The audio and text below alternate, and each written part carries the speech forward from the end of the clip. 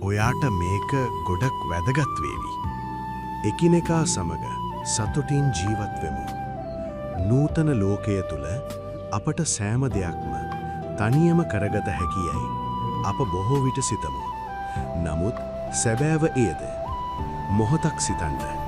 අපේ ජීවිතය හැඩගැසෙන්නේ අප අවට සිටින මිනිස්සුන් සමග ගෙතෙන සබඳතා තුලිනි.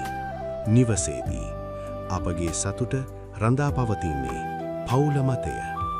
දවසේ වැඩි කාලයක් ගත කරන රැකියා ස්ථානයේදී සහගයන් සමග ඇති කරගන්නා යහපත් සබඳතාවය සෑම දිනක්ම ප්‍රසන්න කිරීමට උපකාර වේ. එසේම අපට බොහෝ විට මගහැරෙන එක් සමීපතම ප්‍රජාවක් සිටිති.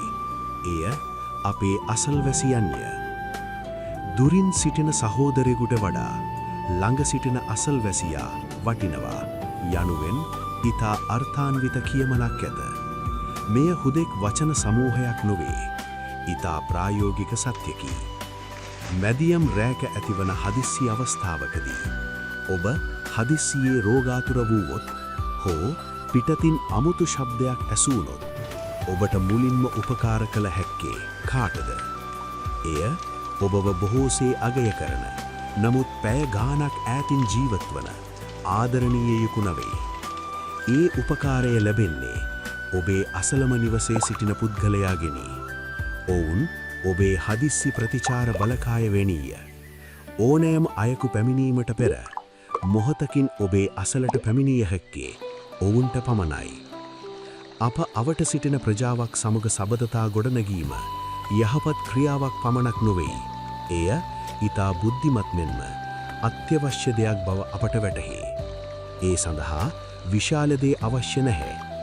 මුණ ගැසුණු විට හුවමාරු කරගන්නා මිත්‍රශීලී ආචාර කිරීමක්.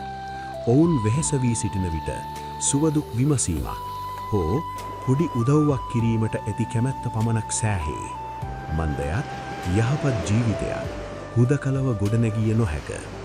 එය ගොඩනැගෙන්නේ එකම මාවතක, එකම වීදියක සහ මේ ලෝකයේ එකම කුඩා කොනක ජීවත්වන මිනිස්සුන් සමග එකිනෙකාට සහයෝගය දක්වමින් ජීවත් වීම තුලිනි.